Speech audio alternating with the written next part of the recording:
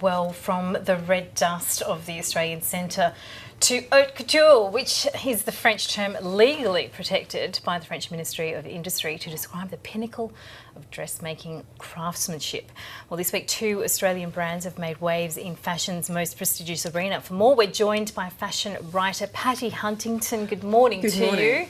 Wonderful always to see our Australian stars shining brightly, and this time on the Parisian catwalks, haute couture. I mean, there is a very strict definition around this, isn't there? There is, that's right. It's the sort of ground zero of fashion. I mean, the Chambre Syndicale, which is the organising body, was established in 1868, and this term is legally protected by the French Ministry for Industry, and it basically means it's made to measure, handcrafted, heavily embellished, and only 10 houses actually have the legal right to term themselves as haute couture houses.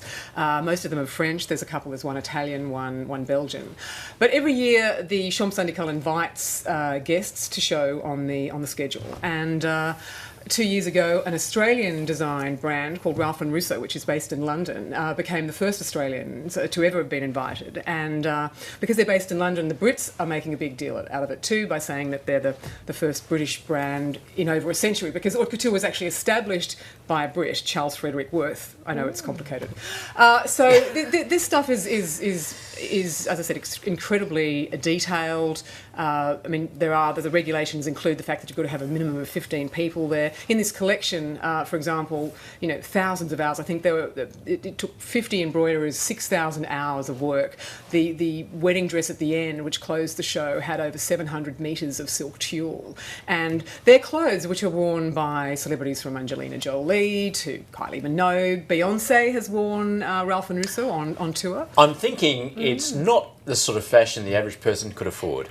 No. I mean, the prices can reach for the ball gowns into several $100,000. In fact, I believe Ralph and Russo have made a dress that was American, $500,000, which is crazy, which is almost $1 billion Australian dollars. But if you've got hundreds and thousands of Swarovski crystals, and of course there's always the super rich clientele. I mean, the clientele for this reaches around the world, from the Middle East to Russia, Asia. There's always billionaires. But interestingly, Christian Dior told Women's Wear Daily in the lead up to the collections that Australia is one of their fastest growing markets, which is really interesting. Okay then, so not just on the catwalks, but also in terms of the consumer. The clientele. That's incredible. So in addition to Ralph and Russo, who are on the schedule, there's also another brand, an Australian brand called Paolo Sebastian, which is designed by a 26-year-old guy from Adelaide. A bit of a wunderkind, started sewing sort of at the age of 11, had his own label from the age of 16, and he took his collection, which of course he can't call haute couture, but his beautiful couture collection, which, again, involved heavily embellished gowns. I believe his prices are much more sort of let's say, accessible at sort of $20,000, which again is not the average person, but he has clients in the Middle East who fly in, and he showed it privately at a hotel on the Champs-Elysees, but it was on the same day, on July 4, which is interesting. So, amazing to see. His aspiration is obviously to continue to show in Paris and be considered sort of sufficient quality so that he could be embraced into the bosom of the haute couture sort of circle. What is it about the French? They've been very precious about haute couture. Yes. And champagne. Champagne. You can't make champagne. You can make bubbly wine. That's right. Well, the Italians have got Parmesan cheese, and there's been a lot of talk about the British menswear equivalent of haute couture is the bespoke tailoring on Savile Row. I mean, those suits are incredibly expensive, and that's not legally protected. A lot of people sort of fudge that by saying, "Oh, we're on Savile Row, so we're doing." We're doing bespoke tailoring, but they're not. But it's a very important industry to the French, luxury. I mean, they're the world's sort of number one, and they take it very, very seriously. So how do they view the Australian designers then? Well, the haute couture designers, well, obviously they considered that Tamara Ralph and her partner is her CEO, Michael Russo, so they call the brand Ralph and Russo, considered that it was sufficient quality to be included on their sort of in their hallowed sort of halls, and so they're embracing them, not seeing them as a threat. No, absolutely. I mean, they want to sort of expand and have more brands. I mean, there were 20 brands all up, but 10 of them were invited sort of guests, and some of them actually weren't even couture. But they want to sort of keep haute couture. I mean, for many years it sort of fell into the wilderness because the market for it was considered very sort of old-fashioned, and the new thing which emerged in the 70s was really ready-to-wear, which is standard sizes off the rack and far more accessible.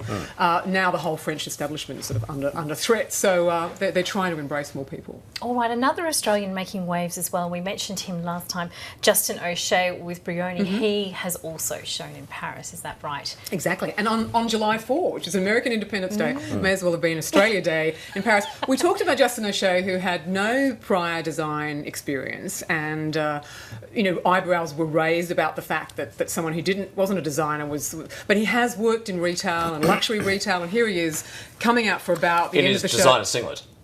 In his wife beater and a full-length chinchilla coat. Now, it apparently inspired, this first collection was inspired apparently by Dracula and Van Helsing, but he said that he'd love to target a sort of gangster market. And I'm going to say, being based in Italy, he's come to the right place.